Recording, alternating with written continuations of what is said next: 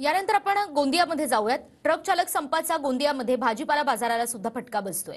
विक्रेत्यांवर शिरा भाजीपाला विकण्याची वेळ आलेली आहे आणि कृषी उत्पन्न बाजार समितीमध्ये 2 दिवस पुरेल इतकाच भाजीपाल्याचा साठा सध्या उपलब्ध आहे। केंद्र शासन यांनी एक नवीन कायदा हिट अँड रन असा एक नवीन कायदा लागू केलेला आहे। याच्या विरोधात वाहन चालकांना काम बंद आंदोलन सुरू केलेलं आहे।